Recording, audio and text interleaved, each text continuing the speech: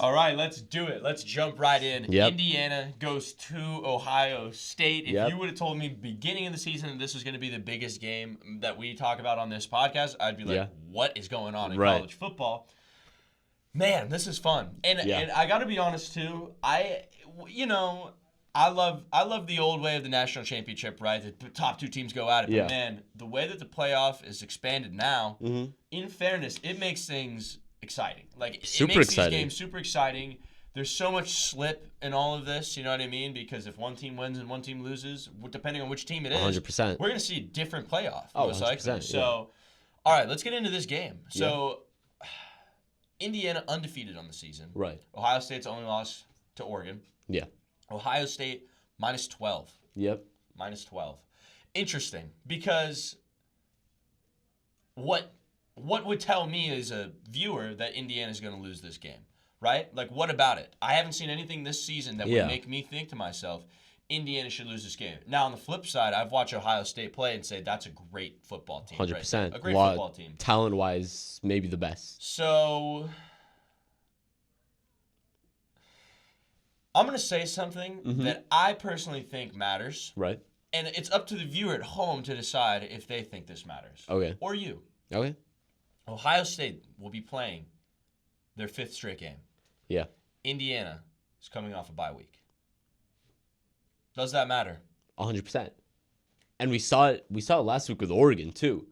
They had played 8 straight games, I believe. They had the bye early in the season and they played 8 straight games, and not 8, and there were no random out of conference games. It was 8 straight Big Ten conference, tough conference games. Yeah. And they were rolling, and then, they had Wisconsin was a challenge, and I just think they were exhausted from all those games. And so I think games piling up like this, playing in a row, and obviously 8 is more than 5, especially, in football, it's significantly more than 5. But I still think this matters. Yeah. And I think coupled with the fact that Indiana's fresh off that bye, so it's 5 straight against 0 straight, and it's like, okay, so we've got a battle of attrition. And by the way, this shows up in things like practice injuries. Like Ohio State, their center now, Seth McLaughlin, he suffered a torn Achilles tendon. He's out for the year. Damn. And that's obviously huge. And they've had O-line injuries. Josh Simmons, their tackle, was hurt earlier in the season. That was a point of concern for us when we talked about them. So, yeah, 100% agree with you on that point. And I also agree with you about, from what we've seen this season, why would I think Indiana's going to lose? Yeah.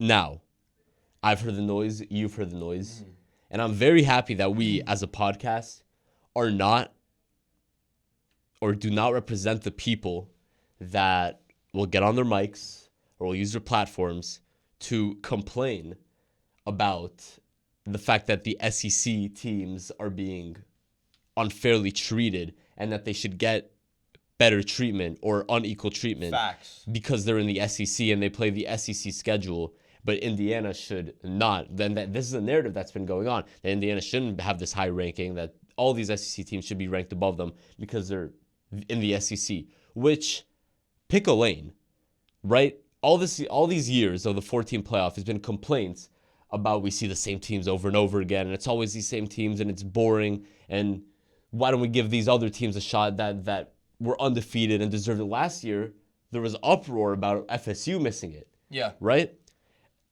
And then this year, we do get different teams, and we get this Indiana, this awesome story, and they're 10-0. And yeah, sure, their schedule hasn't been incredible so far, but they're going to get a chance to prove it against Ohio State. Yeah. And we believe in them, though. We believe in them. And so I hope Indiana hears that disrespect, and I'm sure they do. I'm sure the head coach of the Sig 10, Kurt Signetti, has been playing this audio from guys like Ryan Russillo and all the ESPN guys over and over, and I'm sure Curtis O'Rourke and all the Indiana Hoosiers, this great team, they have been great this year, have heard the disrespect, and I think that's going to fuel them. And I want to say something about this too, because I'm looking at Indiana's schedule right now. Haven't played a ranked opponent. Yeah. But you know what they have done? They've played the same teams Ohio State has played. 100%. You know what one of those teams is? Nebraska.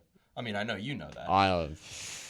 Nebraska, Indiana beats 56-7. Yeah. Nebraska, Ohio State squeaks out a win. Squeaks out a win. Now look, it's football. It's sports. Week by week is different. Right. I get that. I know it's not a math equation. I get that. But You're telling me that doesn't mean something? I mean, maybe not to you. And look, this is the thing too. I'm going to take this kind of from a different angle here. I mean, as you guys notice, we're not sitting here talking like football strategies. We'll get to the end about who we think is going to win, but I think that the head coach position is so important. Okay, it's so important. In no sport more than football. No sport more than football. We've seen it time and time again. It just is. And a guy like Curt Cignetti is a legitimate firepower coach, right? Like I really do believe that. And you might say, well, he hasn't been at a major program yet. Well, he is now. I mean, he's at a top. If a guy keeps winning, if all the guy does is win, then what are you supposed to say? Yeah. You give him a bye week to have the most important game of his life. And what's to tell me, as somebody who's watched Ohio State for the past few years, say Ryan Day is gonna come on top of that? Like, what's to tell me that? What would make me think that Ryan Day would beat Curt Cignetti? I don't know. I mean, and we discussed this before the Oregon game. About his struggles against top-ranked teams. We discussed, and then he lost to Oregon.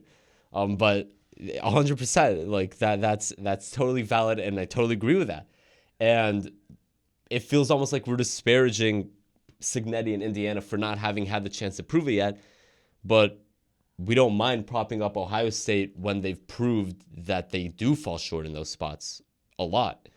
And so I just have a problem with that. And I don't appreciate that.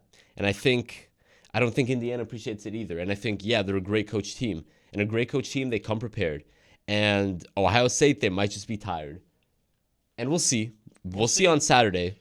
Now, I do want to say something here too, though. Ohio State is a great team. No, they're 100%. A fantastic team. We're being very. They're the number 2 ranked team. Team for a reason. And I want to say something. We're being very pro Indiana because we think a lot of people aren't. It's almost a defensive kind of thing. Yeah, like I don't understand. Like, look, I get scheduling, I get all that. Yeah. But if you give a team a schedule and they play it. Yeah. What are they supposed to do? Right. So. Let's get into what we think is going to happen. Okay. Ohio State minus 12. Interesting. Interesting. And it's hard because I really do believe that this game could go either way. I do. Oh, 100%. I think the turnover battle is going to be huge. Will Howard can't throw. No. Picks. Neither quarterback can turn. Neither quarterback. Over. I think Rourke is a better quarterback than Will Howard. You can have people can take their. He's been exceptional this year. Stance on that. You know what? I definitely could see. I see a lot of worlds of Ohio State winning this game. I see a lot of worlds where Ohio State can win this game and cover. I see a lot of worlds where Ohio State squeaks this one out by a point, 2 points, 3 points. Give me Indiana. I love that. I love that because I agree with that. And I think it's easy to envision Ohio State just dominating because that's the image of Ohio State we have in our head. That's the Ohio State that, for the most part, we've seen this year. And they don't have many weaknesses, really, at all. But where they do, they can get got defensively. And that defense is incredible. But on the outside, those two corners have shown that they can get got deep. Yeah. And I think Indiana can attack that and they can exploit that. And I think this is going to be a high-scoring game for both teams, and it's going to be a close high-scoring game as well. It's going to be shootout-esque, and I could see this being 35-32, 38-35, but I think Indiana is going to win this game. And again, maybe it's us having been Indiana fans the whole way that's kind of carrying us through this, and maybe, not even maybe, there's 100% emotion involved in this. Yeah.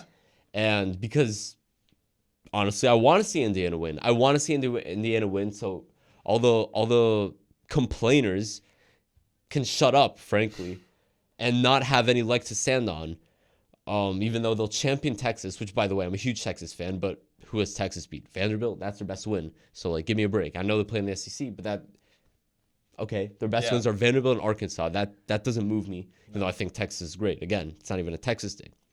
So I like Indiana in this one as well, and we're in agreement, and I'm so excited to watch it. I'm going to say something real quick, too.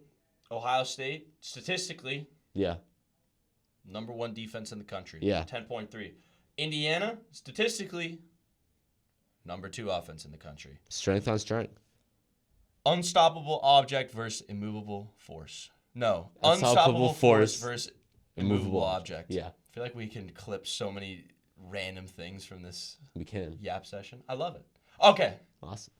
Well, we're excited.